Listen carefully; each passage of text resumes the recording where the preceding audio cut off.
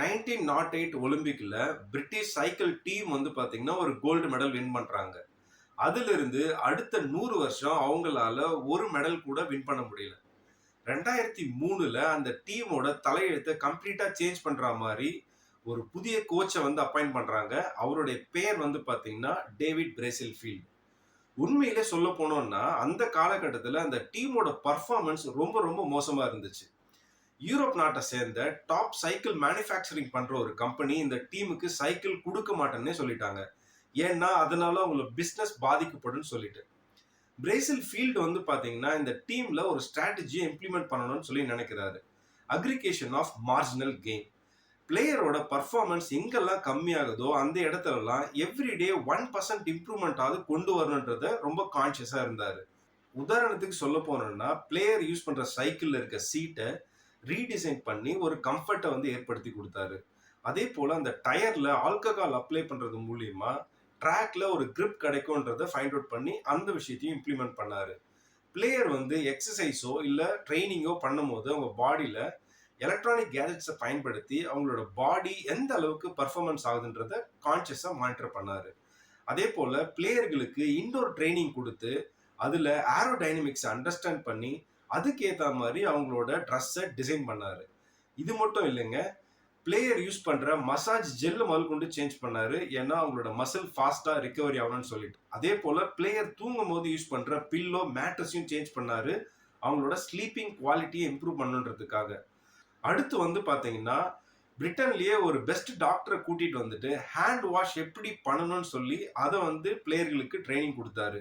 ஏன்னா அந்த காலகட்டத்தில் நிறைய கோல்டு இன்ஃபெக்ஷன் இந்த ப்ராப்ளம்லாம் இருந்துச்சு.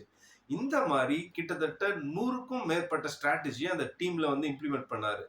5 வருஷத்துக்கு அப்புறம் 2008 பெல்ஜிங் நடந்த ஒலிம்பிக்ல கிட்டத்தட்ட இந்த டீமோட பர்ஃபார்மன்ஸ் 60 மடங்கு இன்க்ரீஸ் ஆயிருந்துச்சு. அடுத்த 4 வருஷத்துக்கு அப்புறம் லண்டன்ல நடந்த ஒலிம்பிக்ல பிரிட்டிஷ் டீம் வந்து பாத்தீங்கன்னா 9 சாம்பியன்ஷிப் வந்து வின் பண்றாங்க. அதுல 7 வந்து பாத்தீங்கன்னா வேர்ல்டு ரெக்கார்டு வந்து செட் பண்றாங்க. 2007ல இருந்து 2017 வரைக்கும் பிரிட்டிஷ் சைக்கிள் டீம் சுமார் 173 வேர்ல்டு சாம்பியன்ஷிப் வந்து வின் பண்றாங்க. அதுல 66 வந்து பாத்தீங்கன்னா ஒலிம்பிக்ல வின் பண்ணது. இதுக்கெல்லாம் என்ன காரணம்னு நினைக்கிறீங்க? Small improvement on daily progress தான். 1% வந்து நம்மளோட லைஃப்ல எவ்ரிடே இம்ப்ரூவ்மெண்ட் பண்ணும்போது அதோட ப்ராக்ரஸ் நம்மளுக்கு வந்து பார்க்க முடியாம இருக்கலாம். ஆனா எண்ட் ஆஃப் த இயர் 365 நாளுக்கு அப்புறம் நம்மளோட பர்ஃபார்மன்ஸ் வந்து பாத்தீங்கன்னா 37% வந்து கண்டிப்பா இம்ப்ரூவ் ஆயிருக்கும்.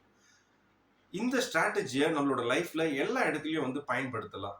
உதாரணத்துக்கு நீங்க ஒரு பிசினஸ் டெவலப் பண்றதா இருந்தாலும் சரி, இல்ல நீங்க வெயிட் லாஸ் பண்ணணும்னு நினைச்சாலும் சரி, ஒரு புக்கை படிக்கணும்னு நினைச்சாலும் சரி, இல்ல ஒரு புக்கு நீங்க எழுதணும்னு நினைச்சாலும் சரி, உங்களோட லைஃப்ல எல்லா கோலுக்கும் இந்த ஸ்ட்ராட்டஜியை உங்களால கண்டிப்பா பயன்படுத்த முடியும். இன்னொரு இன்ட்ரெஸ்டிங்கான ஒரு விஷயத்தை வந்து பார்க்கலாம்.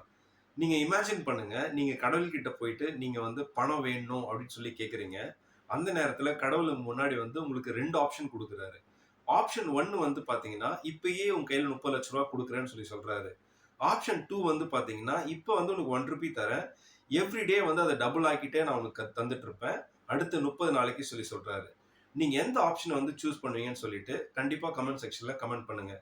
எந்த ஆப்ஷன் நம்ம சூஸ் பண்ணணும்னு பாக்குறதுக்கு முன்னாடி ஒரு விஷயத்த சொல்றேன். இந்த உலகத்துல 7 அதிசயங்கள் இருக்குன்னு சொல்லிட்டு எல்லாருக்குமே தெரியும். ஆனா ஆல்பர்ட் ஐன்ஸ்டைன் வந்து பாத்தீங்கன்னா 8வது அதிசயத்தை எதை சொல்றாருன்னா காம்பவுண்ட் இன்ட்ரெஸ்ட். இன்கேஸ் நீங்க வந்து ஆப்ஷன் 2 வந்து சூஸ் பண்ணியிருந்தீங்க அப்படின்னா டே 1 உங்க கையில 1 ரூபி இருக்கும், டே 2 2 ரூபி இருக்கும், டே 3 அரௌண்ட் 4 ரூபி இருக்கும். இதே டே 10th அன்னைக்கு வந்து பாத்தீங்கன்னா அரௌண்ட் 500 ருபீஸ் இருக்கும். இதே டே 20th அப்போ நீங்க வந்து பாத்தீங்கன்னா அரௌண்ட் 5 லேக் ருபீஸ் இருக்கும். இதே நீங்க டே 30th அப்போ பாத்தீங்கன்னா கிட்டத்தட்ட 53 கோடி உங்க கையில இருக்கும். இதே போலதான் நம்ம எவ்ரிடே லைஃப்ல பண்ற சின்ன சின்ன விஷயங்கள் தான் நம்மளோட லைஃபை கம்ப்ளீட்டாவே மாத்திக்கிட்டு இருக்கு. நாளிலிருந்து 100 டே சேலஞ்ச் வந்து நான் வந்து ப்ராக்டிஸ் பண்ண போறேன்னு ஆல்ரெடி சொல்லியிருந்தேன். 3 விஷயத்துக்காக. ஒன்னு ஹெல்த், இன்னொன்னு வந்து பாத்தீங்கன்னா என்னோட மைண்ட், இன்னொன்னு வந்து பார்த்தோன்னா வெல்த். அது என்ன ஹேபிட் அப்படின்னு வந்து பாத்தீங்கன்னா என்னோட ஹெல்த்துக்காக நான் வந்து சிவ்விங் ப்ராக்டிஸ் வந்து பண்ண போறேன். ஏன் சிவ்விங் ப்ராக்டிஸ்ன்றது எல்லாமே நம்ம வந்து 100 டேஸ்க்குள்ள நான் ஒன் பை ஒன்னா உங்களுக்கு வந்து ஷேர் பண்றேன். இன்னைக்கு ஹியூமனுக்கு வந்து டிசீஸ் வர்றதுக்கான ஃபர்ஸ்ட் காரணமே அவங்களோட டைஜஸ்டிவ் சிஸ்டம் ப்ராப்பரா இல்லாதனால தான்.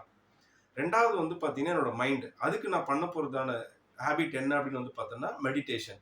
ஸோ மெடிடேஷனோட பயன் எல்லாருக்குமே தெரியும். அதை பற்றியும் நம்ம டீட்டெயிலாக அப்கமிங் டேஸில் வந்து டிஸ்கஸ் பண்ணலாம். தேர்ட் ஒன்று வந்து பார்த்தீங்கன்னா வெல்த். இன்னைக்கு வேர்ல்டுல ரிச்சஸ்டா இருக்க பீப்புள் எல்லார்கிட்டயும் இருக்க நிறைய காமனான ஹேபிட்ல ஒரு ஹேபிட் வந்து பார்த்தீங்கன்னா ரீடிங் ஹேபிட். நான் வந்து 10 மினிட்ஸ் வந்து எவ்ரிடே ரீட் பண்ணுன்ற ஒரு ஹேபிட்டையும் இம்ப்ளிமெண்ட் பண்ண போறேன். அதுக்கு நான் சூஸ் பண்ணியிருக்க புக் வந்து பார்த்தீங்கன்னா சைக்காலஜி ஆஃப் மணி. நாளையிலிருந்து நான் உங்களை 7 மணிக்கு லைவ்ல சந்திக்கிறேன். See you soon.